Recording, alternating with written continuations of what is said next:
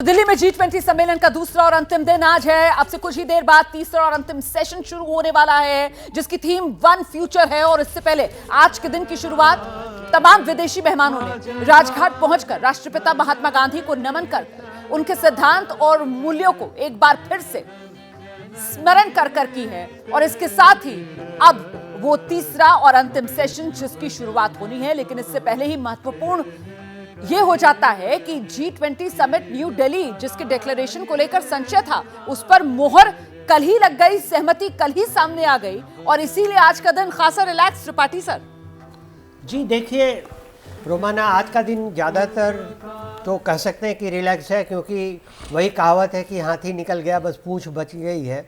लेकिन फिर भी आज का दिन इसलिए महत्वपूर्ण भी हो जाता है कि आज वन फ्यूचर की बात होगी। मतलब कल तक जिन बातों पर निर्णय हुआ है या जिन बातों पर सहमति जताई गई है, उन पर आगे क्या कार्रवाई हो और कैसे हो, इस पर विचार किया जाएगा। जी निश्चित है कि कोई जादू की छड़ी तो थी नहीं है डिक्लेरेशन या डॉक्यूमेंट की, इससे तुरंत कुछ हो जाता। कुछ चीज़ें ऐसी चिन्हित की जाएंगी जिन पर कार्रवाई आराम से हो सकती है, जिन पर कार्रवाई त्वरित गति से हो सकती है, और कुछ चीज़ें ऐसी होंगी जिनमें समय लगेगा।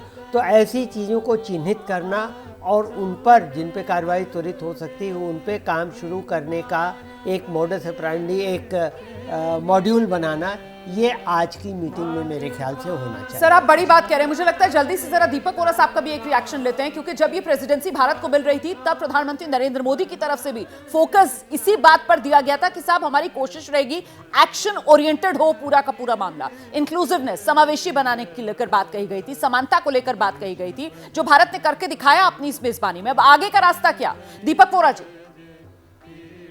अगर मुझे मौका मिलेगा ना मैम किताब लिखने का, तो उसका शीर्षक होगा 48 hours that saved our world.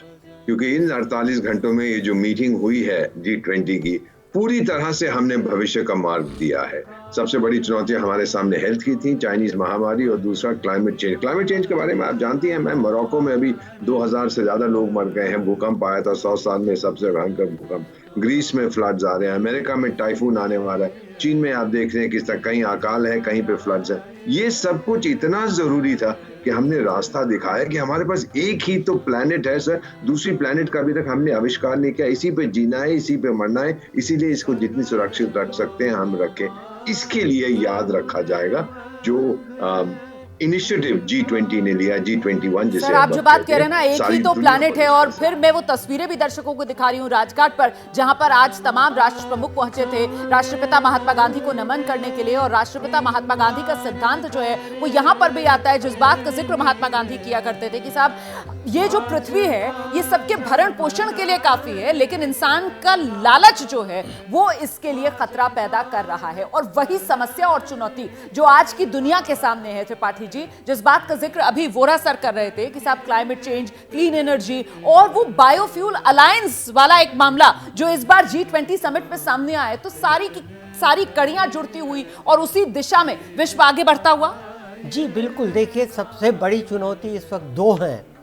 एक तो क्लाइमेट चेंज, क्योंकि कहा जाता है कि अगर 1.5 डिग्री सेंटीग्रेड भी वर्ल्ड के टेम्परेचर में बढ़ोतरी हुई तो अगले 20 सालों में आधी दुनिया में पानी भर जाएगा। और इसके साथ ही देखिए ये है कि अब क्लाइमेट चेंज से की चुनौती का सामना करने के लिए गरीब देशों के लिए जो अमीर देशों ने $100 बिलियन की फंडिंग की बात कही थी, उसमें से अभी आधा भी नहीं हो पाया है। बाकी आधा कब होगा, फिर उसका मोडस ऑपरेंडी क्या होगा, किस तरह से वो फंड डिस्ट्रीब्यूट किया जाएगा, कहाँ कहाँ से ले सकते हैं वो टेक्नोलॉजी।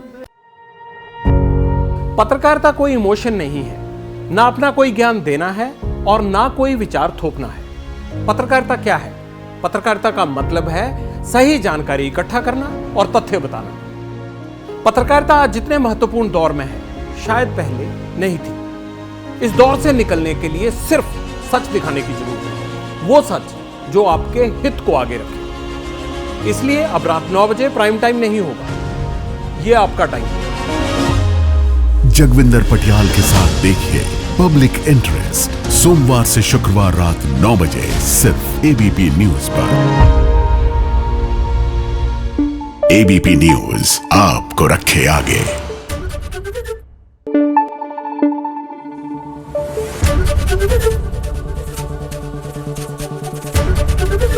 एबीपी न्यूज आपको रखे आगे।